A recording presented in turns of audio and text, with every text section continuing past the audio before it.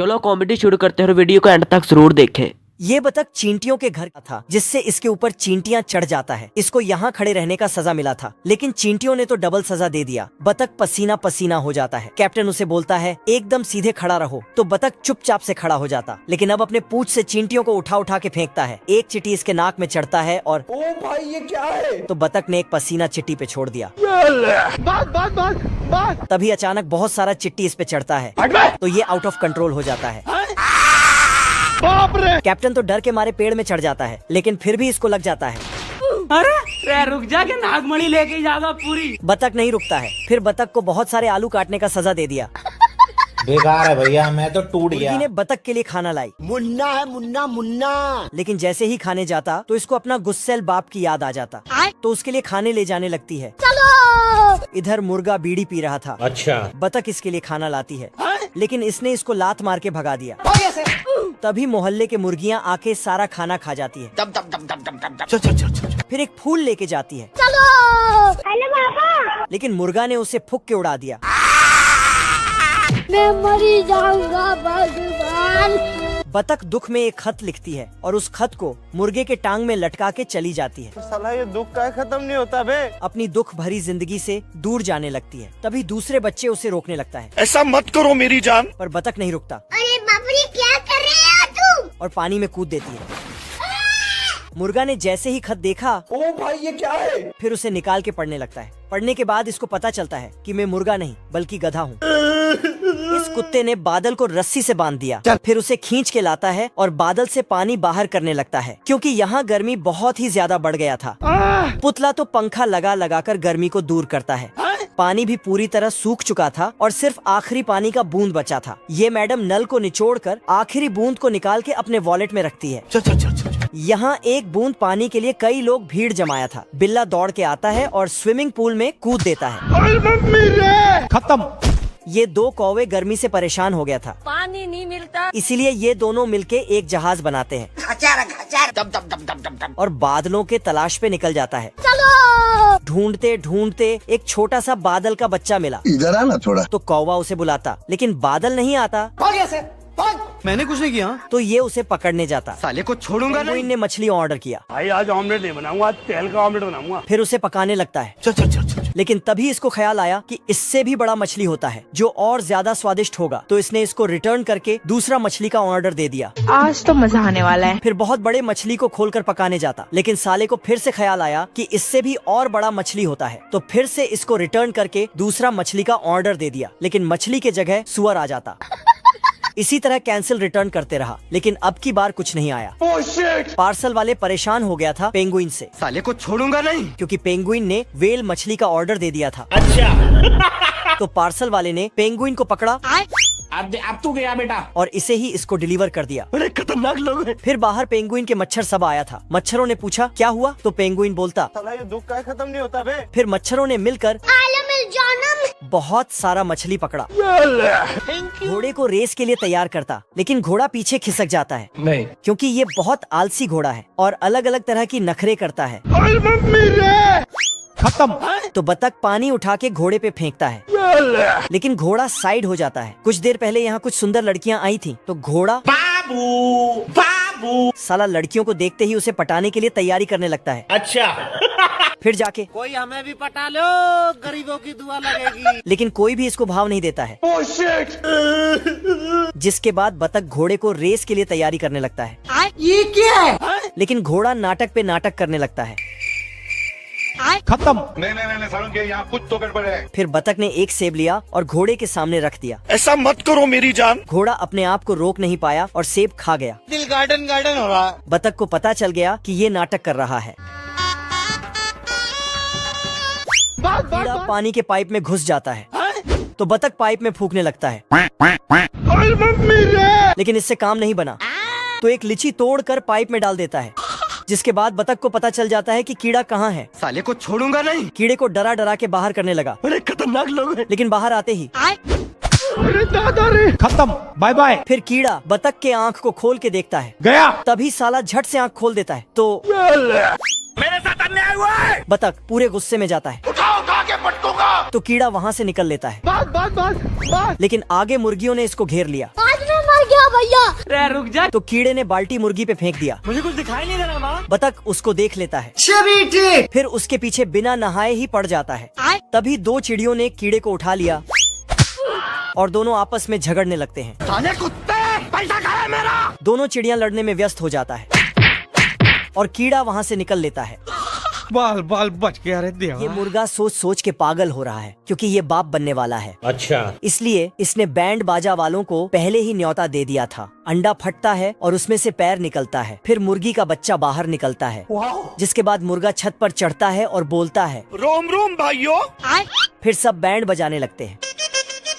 आस पड़ोस के सभी जानवर देखने जाता है। मुर्गा सभी जानवरों को अपना बच्चा का मुंह दिखाई करता है। मुन्ना है मुन्ना मुन्ना। चिड़ियों ने भर भर के गिफ्ट दिया। Thank you. इधर आ ना मेरा बच्चा, तू इधर आ। फिर सभी जानवर मुर्गे को उठा के शाबाशी देता है। अब मुर्गी अपने बच्चे को कीड़ा पकड़ने सिखाती है, लेकिन फिर मुर्गी गिफ्ट बॉक्स खोलती है तो उसमें से टिड्डा निकलता है, जिसके बाद क्या रे भिख मंगिया, क्या देख रहा है? बच्चा दौड़ के उसे खा जाती है। लेकिन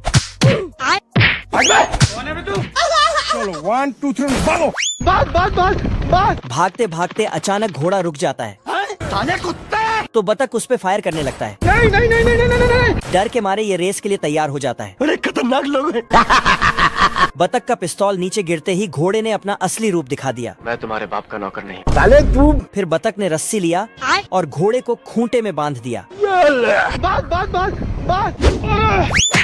ये सब एक खतरनाक सांड देख रहा था।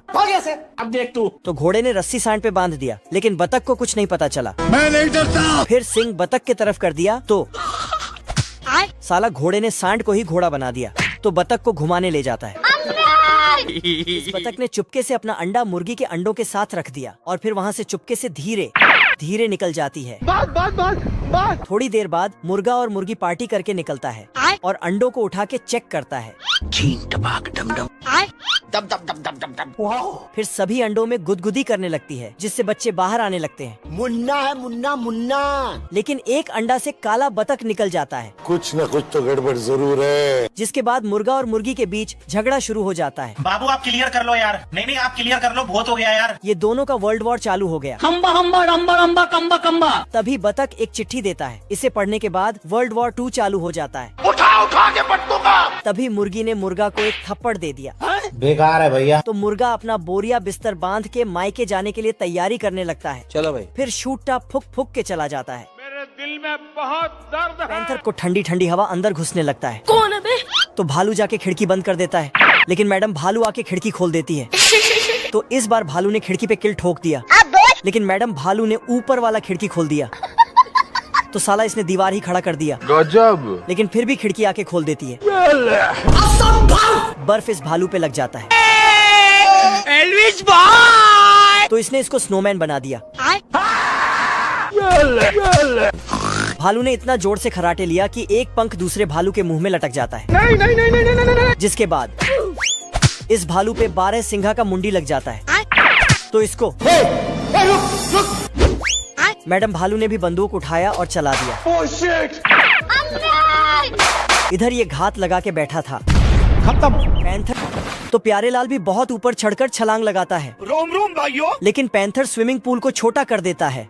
खत्म। ये प्यारेलाल पैंथर को पकड़ने लगता, लेकिन ये भालू खराटे ले लेकर सोता है और दूसरे भालू को पापड़ बना देता है।